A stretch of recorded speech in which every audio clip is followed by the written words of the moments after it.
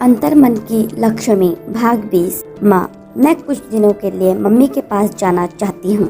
रात में डिनर के समय विनया अंजना से कहती है। अब विनया लंच और डिनर जबरदस्ती ही सही अंजना के साथ ही करती है और धीरे धीरे संपदा भी दोनों का साथ देने लगी थी। मनीष से पूछ लेना अंजना संक्षिप्त उत्तर देकर चुप हो गई। माँ, मनीष की बुआ आ रही है और मनीष कभी नहीं चाहेगा कि ऐसे समय में तुम मायके जाओ।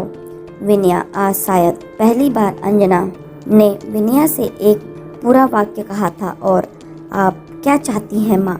मेरे लिए ये मायने रखता है। माँ, आपने मुझे मेरे नाम से पुकारा। विनया अंजना के मुंह से एक पूरा वाक्य सुनकर और साथ ही अपना नाम सुनकर खुश होकर कहती है। जिस तरह बारिश की बूंदों को देख मयूर पंख फैला प्रसन्नता व्यक्त करता है, उसी तरह अभी विनया का मन मयूर पंख फैला चुका था और उसकी खुशी उसके चेहरे पर दिख रही थी। उसका चेहरा रक्तिम आभा से दबंगने लगा था।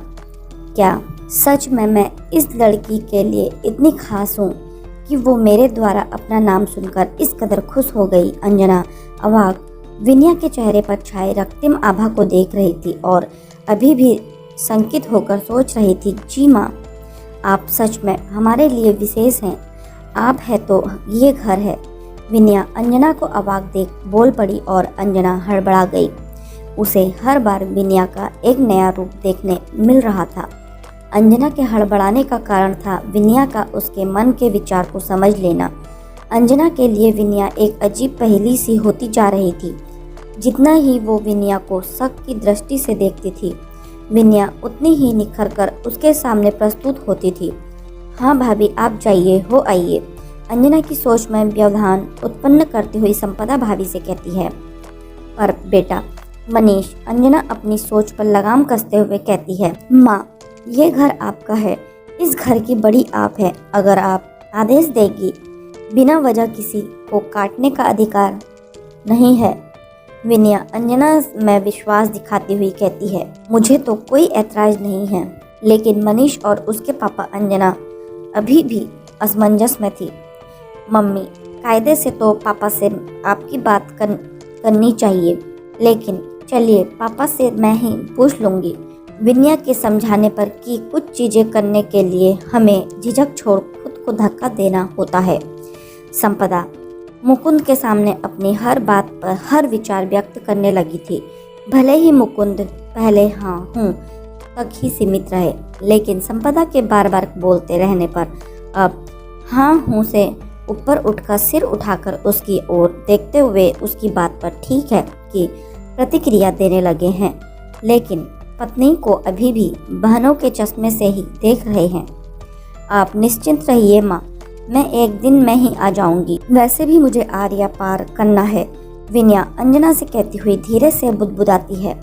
आर्या पार मतलब? विनया की धीमी आवाज के बावजूद अंजना तक उसकी आवाज पहुंच और अंजना झटके से पूछती है। मतलब विनया उत्तर देने में अटकने लगी। कुछ नहीं मम्मी, जल्दी जल्दी डिनर खत्म की। बहू के महीनों बाद बातें कर रही है, इसका क्या अर्थ है रात्रि जागरण करें? ऐसे भी हूँ करती ठंड रात घराने के संग संग बढ़ती जाएगी। संपदा बात को संभालती हुई हल्के मूड में कहती है। तुम दोनों कुछ ऐसा मत करना जिससे घर में कलह हो। मैं थक गई हूँ इस बेवजह के रोज रोज के कलह से। संपदा के कथन पर बिना ध्यान दिए बोलती हुई अंजना का चेहरा विवर्ण हो गया था। कुछ ऐसा नहीं होगा माँ, उन्हीं जख्मों के लिए मलहम खोजने जाना चाहती हूँ मैं। अपने बाएं हाथ को अंजना के बाएं हाथ पर रखती हुई विनया उसे आश्वस्त करती है। लेकिन बेटा, ऐसे में तुम्हारा घर ना उजड़। आज तो अंजना भी विनया को झटके पर झटका दिए जा रही थी। पहले बहू, फिर विनया और अब बेटा। अंजना की संवेदनशीलता और हृदय में दबी छुपी कोमल भावनाओं को लेकर विनया हमेशा द्वंद्व में रहती थी, लेकिन आज वो सारी भावनाएं दृष्टिगोचर हो रही थी जिसे विनया अपने हृदय में कैद कर लेना चाहती थी। इसलिए वो जल्दी से उठकर किचन की ओर भागी और किचन से एक रसीद और कलम लिए बाहर आई। क्या बात है भाभी, प्लान समझाने वाली हैं क्या? आंखें मटकाती हुई संपदा फुसफुसा कर कहती है। नहीं दीदी, अभी कोई प्लान है ही नहीं। अभी तो बस इस क्षण को जीना है जिसमें मैं बहू, विनया और बेटा सब बन गई। ये डेट, ये दिन, इस समय को इस पन्ने पर उकेरना है दीदी, और हर साल सेलिब्रेट करना है। बोलती हुई विनया कुर्सी पर बैठ झुककर एक उस रसीद पर लिखने लगी। भाभी, आपने तो मम्मी को बेबी बना दिया। संपदा विनया के क्रियाकलाप को देखकर हंसने लगी थी। आजकल जहाँ सास बहू का एक क्षण के लिए तनाव नहीं होता है, वहाँ ये लड़की सास को माँ की तरह इज्जत देती, उसके आंचल तले रहना चाहती है। नहीं तो इतने महीनों में मैंने जिस तरह इस हर पल ये एहसास कराया कि तुम कुछ नहीं हो, जिस तरह मैंने अपनी नंदों की दी हुई अग्नि से इसे जलाने की कोशिश करती रही, इसे तो मेरे विरोध में मनीष को और दूर कर देना चाहिए था। लेकिन मेरी नंदों की और सबसे बड़ी बात, मनीष के इतने रूखे व्यवहार, इतनी समस्याओं के बाद मेरे लिए मेरे साथ खड़ी रही। ये केवल एक बेटी ही कर सकती है। मेरी जिद्दल, हताशा, चिड़चिड़े स्वभाव को जिस तरह इसने अपने आंचल में समेट मुझ में हर पल खुद के लिए विश्वास जगाती रही है, ऐसा तो सिर्फ और सिर्फ एक माँ ही कर सकती है। मेरे कुछ पुण्यों का प्रतिफल ही है विनया, जिसमें मुझे माँ और बेटी दोनों का रूप नजर आने लगा है।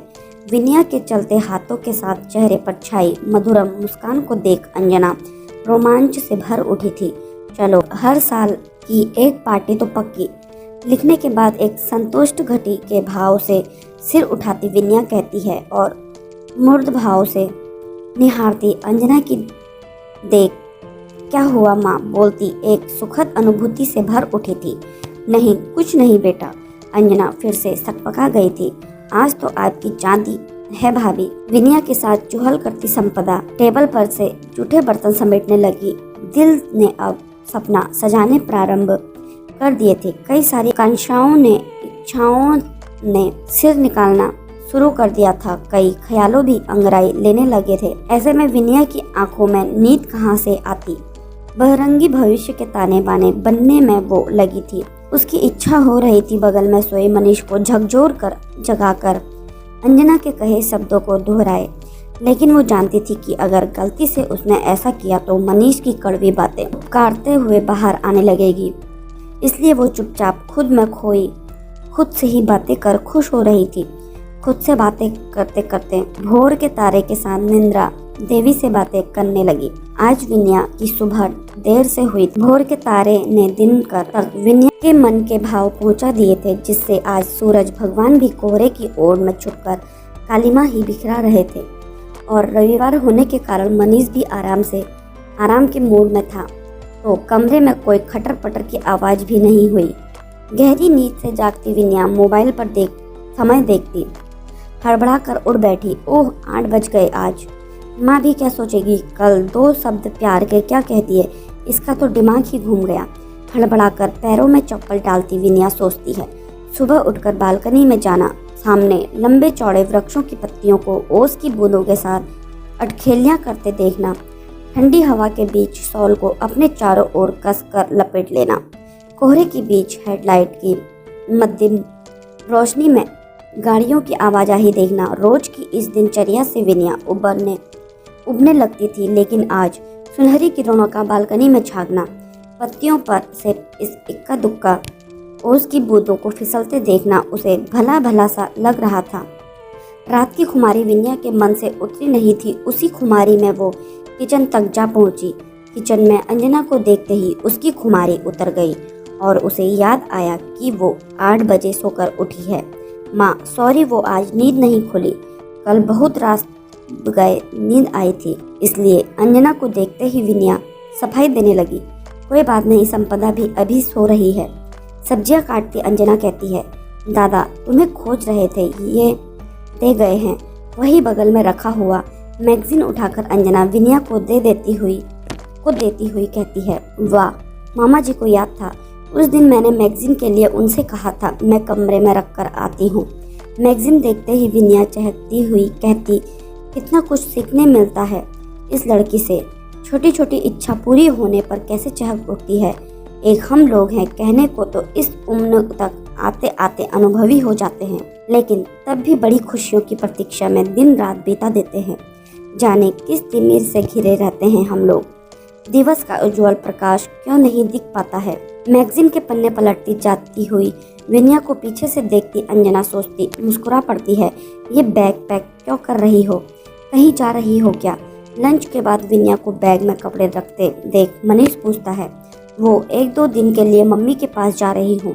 विनया मनीष की ओर देखकर कहती है, कल बुआ आ रही है और तुम भाभी, पापा कह रहे हैं कि आप हो आइए। मनीष की बात पूरी होने से पहले संपदा आकर पूछती है, आओगी कब तक। मनीष नाराजगी भरे तेवर में पूछता है। 2-3 दिन में विनया संक्षिप्त उत्तर देती है।